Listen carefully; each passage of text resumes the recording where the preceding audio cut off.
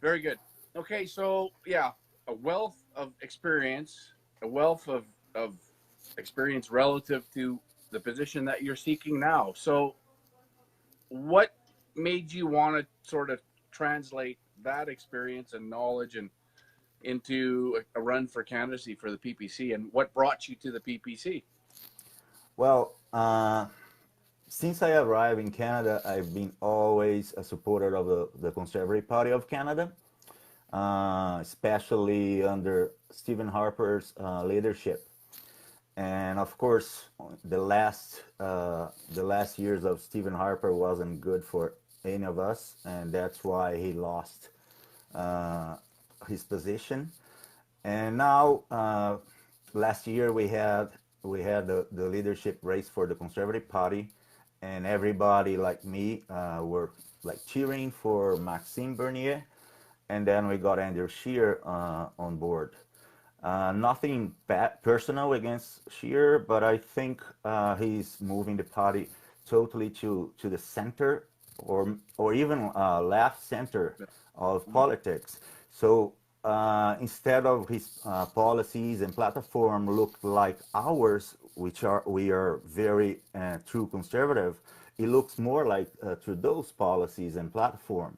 So he's very far away from us now, and much more like closer to those ideology, which is, I think it's kind of socialist ideologies that we always as conservatives we fight against, and this is not good for any country or any people. Yeah, I agree, and I think we saw it happen even in the Harper administration, a move to the left, and it's interesting when we talk about Harper and the conservatives, because I of course always voted conservative myself, but I was always concerned with the direction that the party was going and being dragged almost because but it's an interesting example I like to use. So when the alliance was still the alliance and they were fighting the battle to get power or to get elected, they of course had to form a coalition with the PCs. And so but before they came together, Harper wrote a letter to all his party members saying that the UN Sustainable Development Agenda is a redistribution of wealth scheme meant to suck as much money out of the West as possible. And this is a letter Hmm. that Harper wrote to all his members of the alliance. And but when he merged with the PCs, that went out the window, of course, because the left or the red PCs, the red Tories, drug the party to the center, I think, even though I think Harper was still fighting that from within as the leader. But I think that's ultimately why we saw the party being dragged to the left instead of taken even by Harper to the. I think it was dragged in that direction. And then we've seen Harper, of course, a number of occasions tell Canadians that we need to accept less sovereignty for a more enlightened sovereignty. And these little things that you'd see along the way sort of pushed me away. And I think that happened in a lot of cases, and it sounds like in your case as well, in a Yeah, general sense. I agree with that, and totally agree with that, and that's why when like now Scheer took over the Conservative Party, and before the PPC was created, I was talking to my wife, and I was saying, now we don't have anybody to vote for.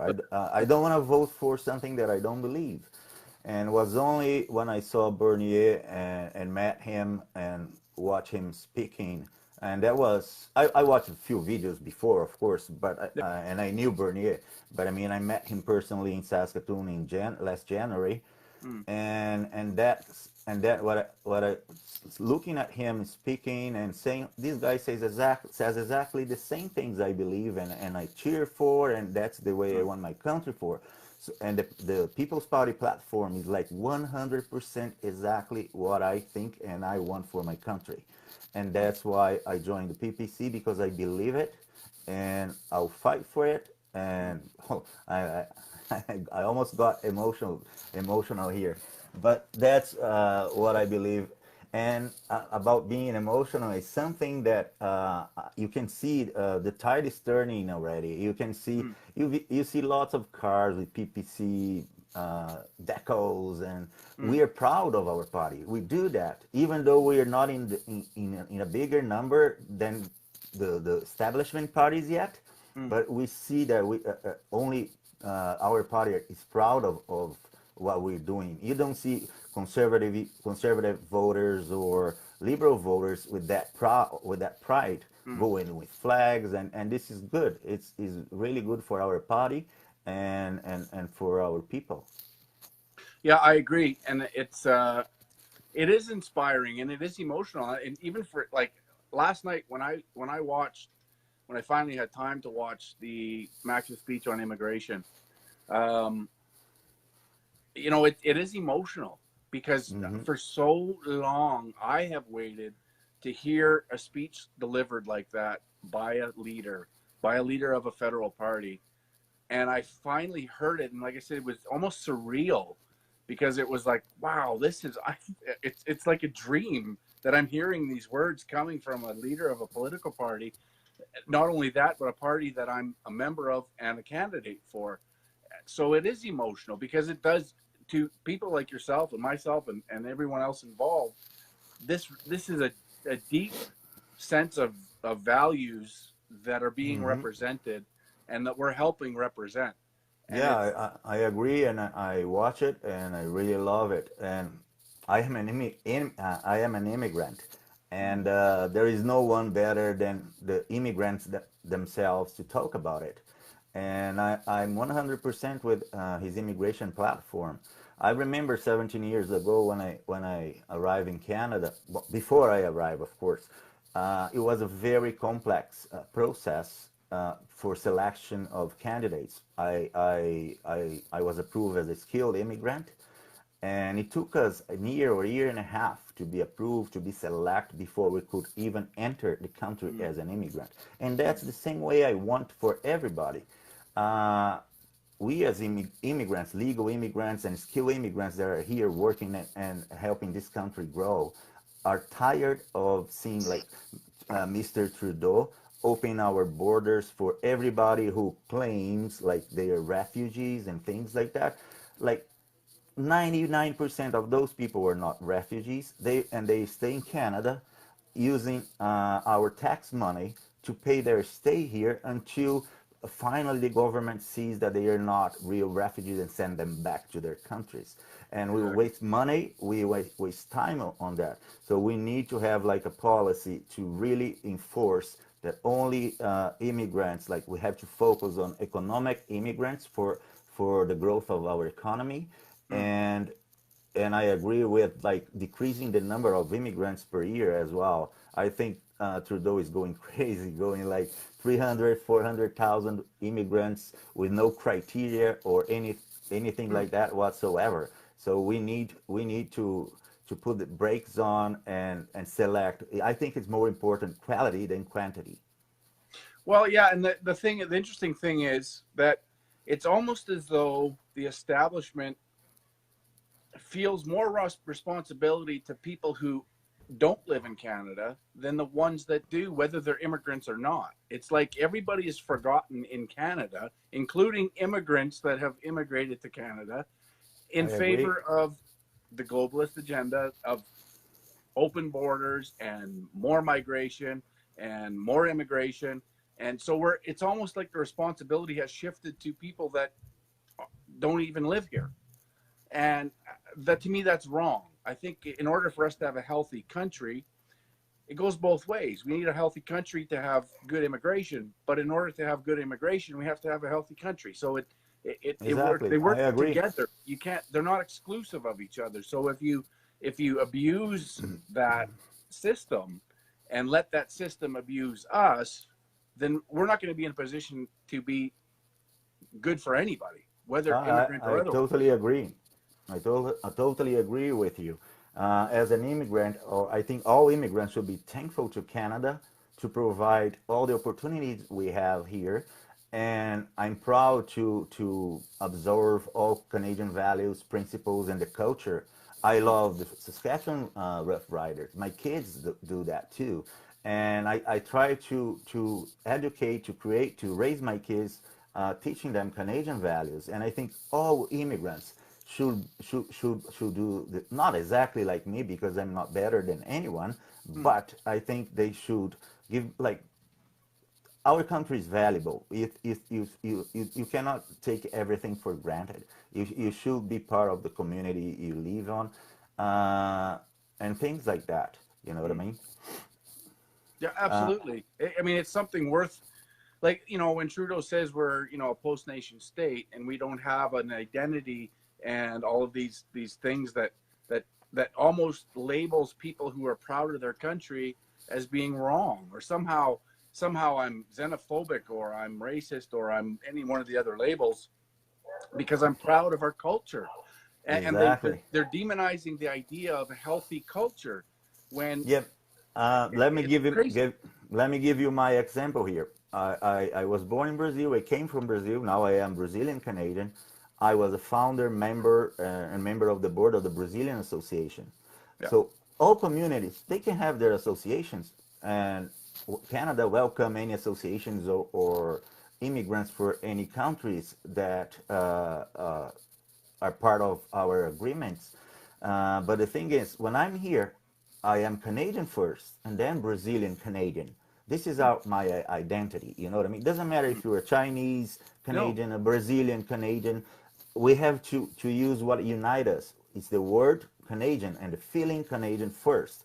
Then I have my Brazilian background. He has the Chinese Mm. background. That's fine. You keep your background, go to your association, Yes. preserve your costumes and traditions, but don't try to bring them, impose them to our country.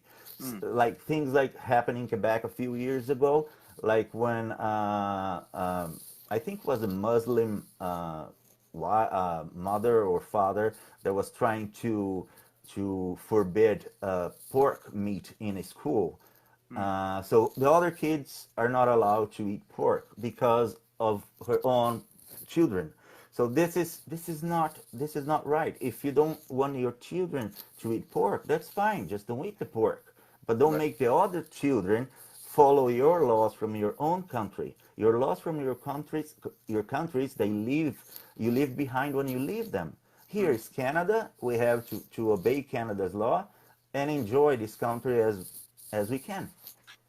I couldn't agree more. And so I also I use another example when I have this discussion is, so if me as a Canadian, like my wife is an immigrant and she's from Norway. So if we were to move, to pack up and decide to move to Norway for whatever reason, I wouldn't be able to wait for the day. I'd be excited for the day when the people there would consider me a Norwegian, right? Like Uh huh. I would want to be considered as part of the community, as part of their culture, of course, accepting their culture, but to be called a Norwegian, if I'm immigrating to your country and I settled in and I have citizenship, I would be proud to be called a Norwegian, not a Uh huh. Canadian Norwegian or not any other, hyphenated. I assume that people coming to Canada feel the same way.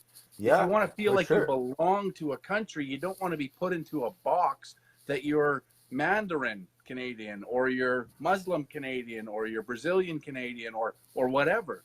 I think Exactly. people generally want to be called a Canadian because they chose to come to live in Canada, right? Exactly. That's totally right. I am Canadian and I'm proud of that. And that's it. What else can I say? To those people, some people they come here. I don't know, maybe make money or whatever. They live in their ghettos and Mm. don't learn the language or anything, so they don't integrate with our society, and that's wrong. Yep. I'm not saying they're doing bad things or anything, but they're doing bad for themselves. If Right. they don't observe our culture, they don't learn the language, they're not gonna they're not gonna feel part of our society. And this is not Canada's fault. It's their own fault. Mm.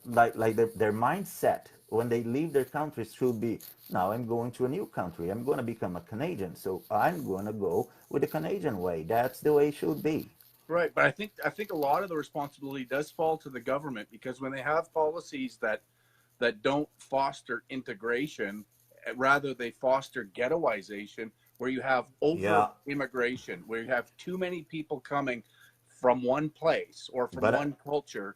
They're yeah, of course they're naturally going to, you know, want to live amongst each other, but then you have and you turn out these ghettos where they don't integrate, where it's almost impossible for any positive integration to happen, and then you don't see any opportunity offered those people because they're in that ghetto, they're not part of the greater culture, greater community, and Hmm. they're at a disadvantage in that situation. So I think a lot of that responsibility falls to previous government policy that Yeah, I they just agree. it's all about numbers to them. It's all But about I bringing didn't. in.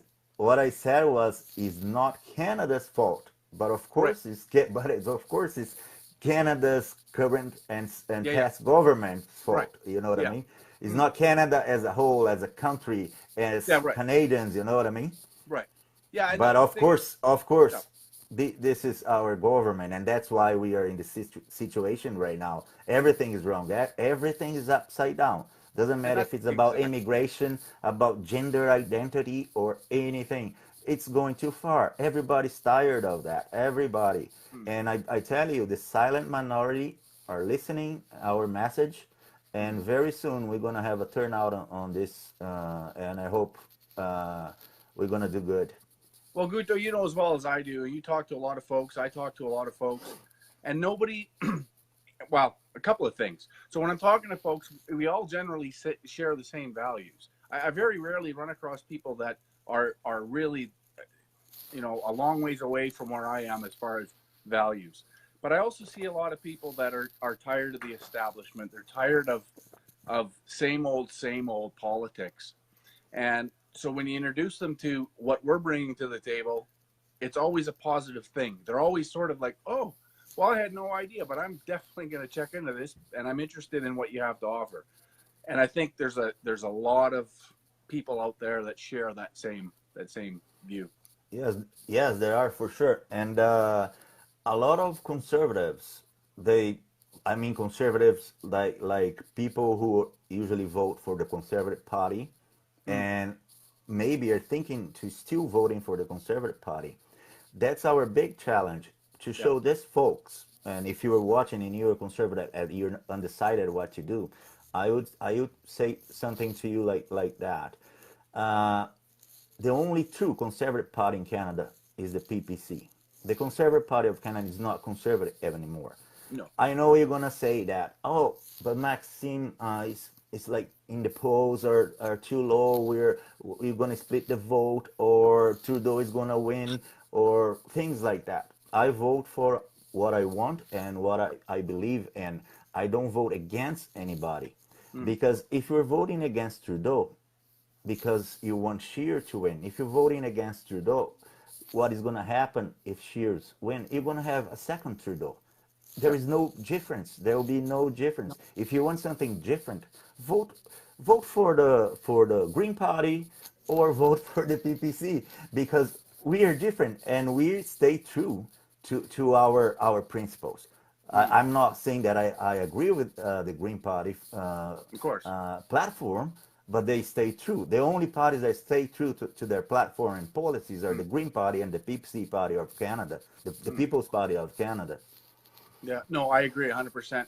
And so we have a mountain to climb, but I'm climbing it, and you're right there with me climbing it, and we're gonna get to the top. And we got to do more things like this. We got to get out in the community more. We got to get our name out there, stickers and promotional items, events, you name it. We're gonna do it. Me and Guto have worked pretty hard already so far together. We're sort of pooling resources and trying to do things collectively with Cody and Isaac in Saskatoon to try and introduce people in the city to our party and our platform and what we're doing. So we're just going to keep doing what we can, and hopefully we can wake up enough folks. I'm gonna have to cut it off here at this point, Guto. We got to bring Oh man! somebody else on. But again, the invitation is open. I think it'd be great for me and you to sit down and have a 1 hour discussion about these things and maybe delve into the platform a little bit more. And so we can do that as the days come along here. Okay, I hope I see you, of course, and everybody else on this coming Wednesday for the Truth and Barbecue with Maxime Bernier. It's gonna be wonderful. And that's on the 31st at 11:30 at Sutherland Hall. Sutherland Hall next this coming Wednesday, lunchtime, free barbecue for everyone. All right, thanks, Guto. Talk to you soon, Okay, buddy. Thank you. See ya. All right, Guto Penteado, another fantastic candidate. I met Guto actually at the Max event that was held at it was a Chamber of Commerce luncheon, and I was inspired by Guto actually because he in the Q&A he was the first one to stand up, if I remember correctly. He stood up unabashed and just had this question for Max and was very, you know, unafraid. And he stood there, and then I talked to him after outside after having a break, and I immediately connected with him. A great guy. I was very interested to hear his story, and so we've sort of been friends ever since. So great guy.